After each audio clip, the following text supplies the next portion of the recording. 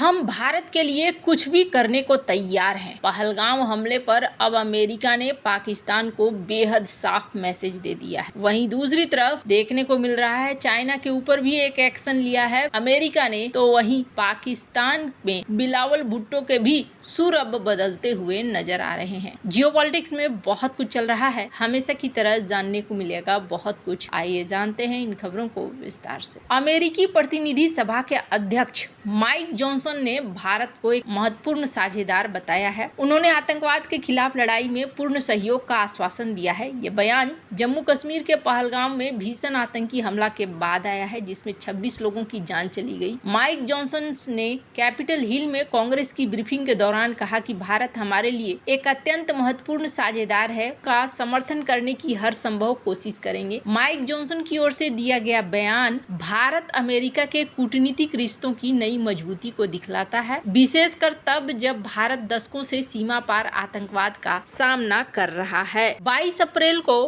पहलगाम आतंकी हमले के बाद डोनाल्ड ट्रंप प्रशासन ने तुरंत प्रतिक्रिया दी और भारत को समर्थन देने की बात दोहराई। 23 अप्रैल को राष्ट्रपति ट्रंप ने प्रधानमंत्री नरेंद्र मोदी से फोन पर बात की और पीड़ितों के प्रति गहरी संवेदना व्यक्त। ट्रंप ने एक्स पर एक पोस्ट के माध्यम से कहा कि भारत और अमेरिका आतंकवाद के खिलाफ लड़ाई में एक साथ खड़ा है। ये एक जघन्य हमला था और इसके अपराधियों को न्याय के कटघरे में लाया जाएगा। इस बयान से स्पष्ट होता है कि अमेरिका न केवल भावनात्मक रूप से पर रणनीतिक रूप से भी भारत के साथ खड़ा है। ट्रंप प्रशासन की यह प्रतिक्रिया भारत की आतंकवाद विरोधी नीतियों के प्रति उनकी सहानुभूति और समर्थन को दिखलाता है। 30 अप्रैल को अमेरिकी विदेश मंत्री मार्को रूबियो ने भारत के विदेश मंत्री एस जयशंकर से बात की और आतंकवाद के खिलाफ सहयोग को दोहराया। उन्होंने भारत को पाकिस्तान के साथ मिलकर क्षेत्र में तनाव कम करने, शांति बनाए रखने के लिए प्रोत्साहित किया। टैमी ब्रूस, अमेरिकी विदेश विभाग की प्रवक्ता, ने एक बयान में कहा कि विदेश मंत्री मार्को रूबियो ने पहलगाम में हुए भयानक आतंकवादी हमले में मारे गए लोगों के प्रति अपना दुख व्यक्त किया और आतंकवाद के खिलाफ भारत के साथ सहयोग करने के लिए अमेरिका के प्रतिबद्धता की पुष्टि। माइक जॉनसन ने अपने भाषण में भारत और अमेरिका के बीच व्यापार वार्ता का भी उल्लेख किया और उम्मीद जताई कि ये अच्छी तरह से आगे बढ़ेगा। उन्होंने मजाकिया लहजे में कहा कि किसी ने मुझसे टैरिफ के बारे में नहीं पूछा, मुझे खुशी है। एक चीज तो साफ यहाँ पर आ रहा है और दिख रहा है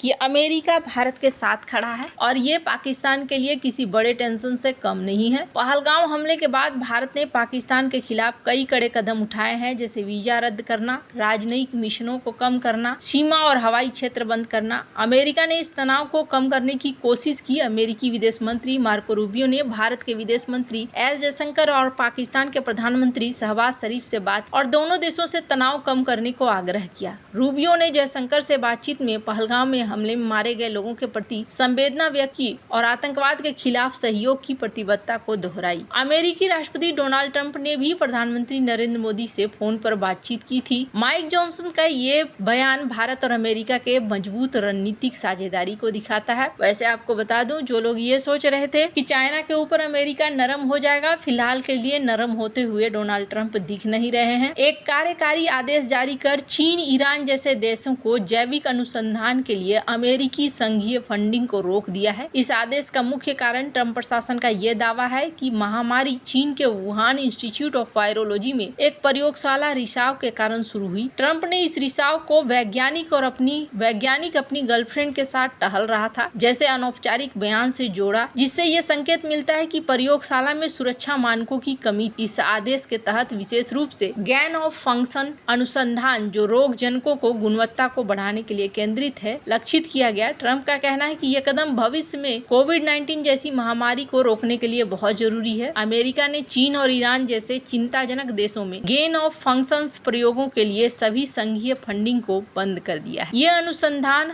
रोगजनकों को और घातक या संक्रामक बनाने की प्रक्रिया से संबंधित। ट्रंप प्रशासन ने दावा किया है कि कोविड-19 वुहान प्रयोगशाला से लीक हुआ। अमेरिकी खुफिया एजेंसियों जैसे कि FBI, ऊर्जा विभाग और हाल ही में CIA इस सिद्धांत का समर्थन किया है। हालांकि कुछ अन्य एजेंसियां प्राकृतिक उत्पत्ति मानती हैं। ये कदम अमेरिका और चीन के बीच पहले से ही तनावपूर्ण संबंधों, विशेष रूप से व्यापार युद्ध और टैरिफ विवादों के बीच आया है। चीन ने इस सिद्धांत को खारिज करते हुए इसे झूठा बताया है और दावा किया है कि वायरस शायद अमेरिका से ही उत्पन्न हो। इस तरह के चीजें पहले भी देखने को मिले हैं, पर इतना जरूर है कि भारत के लिए ये घटना महत्वपूर्ण है। भारत और अमेरिका के बीच आतंकवाद और जैव सुरक्षा के मुद्दों पर सहयोग बढ़ रहा है। हाल ही में अमेरिकी स्पीकर माइक जॉनसन ने भारत को जिस तरीके से मदद की बात कही है, इसका प्रभाव यह है कि चाइना के साथ तनाव बढ़ेगा। वैज्ञानिक समुदायों ने हालांकि आलोचना करी है कि ऐसा नहीं होना चाहिए, ट्रंप को ऐसा नहीं करना चाहिए, पर यहाँ पर अब आगे बढ़ती हुई चीजें दिख रही हैं। वैसे पाकिस्तान के ऊपर कैसा प्रभाव पड़ेगा, तो पाकिस्तान के ऊपर प्रभाव पड़ना शुरू हो गया है। पाकिस्तान के नेताओं के बोलने के तरीके अब बदलने शुरू हो गए हैं। बिलावल भुट्टो जो जोर जोर से खून बहेगा पानी बहेगा कर रहे थे, अब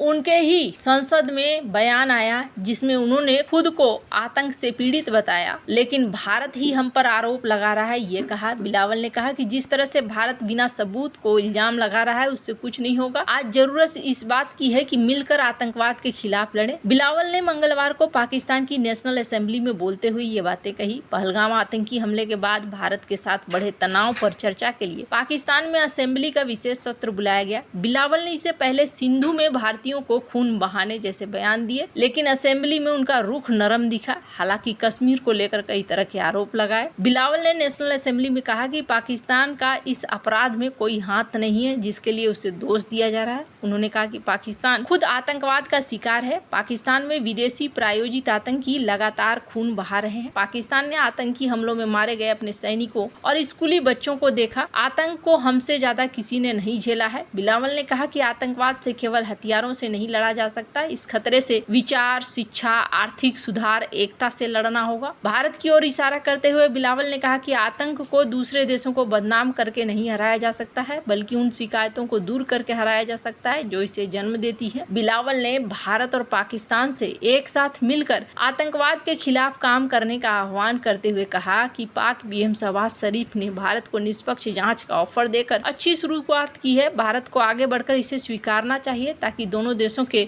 सहयोग से गुनाहगारों को पकड़ा जा सके और न्याय के कटघरे में खड़ा किया जा सके। बिलावल ने कहा कि भारत को मुट्ठी बांधकर नहीं बल्कि खुले हाथों से आना चाहिए। उन्हें पड़ोसियों की तरह बैठकर सच बोलना चाहिए, सबूत देना चाहिए। बिलावल ने इस दौरान ये भी दोहराया कि भारत की ओर से कोई हमला होता है तो फिर पाकिस्तान उसका जवाब देगा। बिलावल ने एक बार फिर अपने भाषण में भारत पर कश्मीर में मानवाधिकार उल्लंघन की भी बात कही है, लेकिन पूरे सार को अगर आप देखेंगे तो जो डर है ना, वो डर अब दिखना शुरू हो गया है। वैसे आपको क्या लगता है, इन सब मामले में आपकी क्या राय है, कमेंट कर जरूर बताएं। जल्द मिलते हैं अगले वीडियो में नई खबर के साथ।